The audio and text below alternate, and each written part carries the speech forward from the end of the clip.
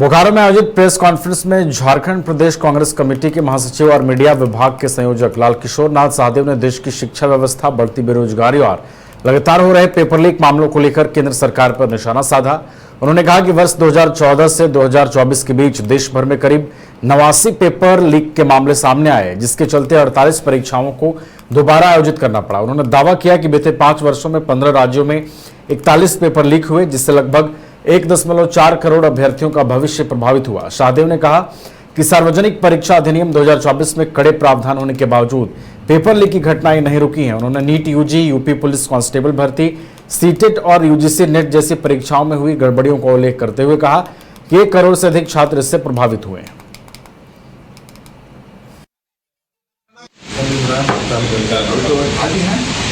देश में जिस तरह से पेपर लीक की घटनाएं हो रही है, हम भारतवर्ष को युवाओं का देश मानते हैं और इस पेपर लीक की घटना से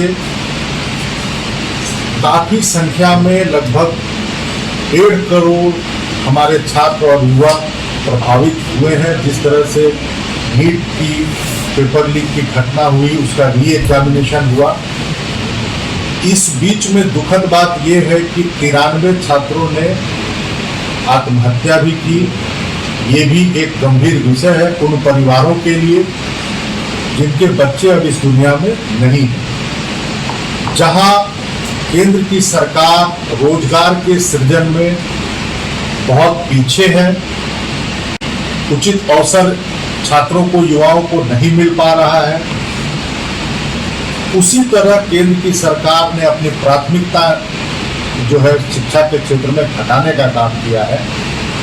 जो यूपीए गवर्नमेंट में 4.77% शिक्षा का बजट का अंश होता था, वो अब घट के 2.5% तक रह गया है, जो कुल जीडीपी का 0.38% ही होता है। अगर हमारा देश को विकसित करना है तो यहाँ के युवाओं को, छात्रों को उचित पढ़ाई, उचित रोजगार के अवसर प्रदान करने होंगे। देश में जिस तरह से पेपर लीक की घटनाएं हो रही है, क्रिकेट के विश्व मंच पर छा रही हैं रांची की प्रतिभाएं। इन प्रतिभाओं को संवार रहा है जेके इंटरनेशनल क्रिकेट एकेडमी।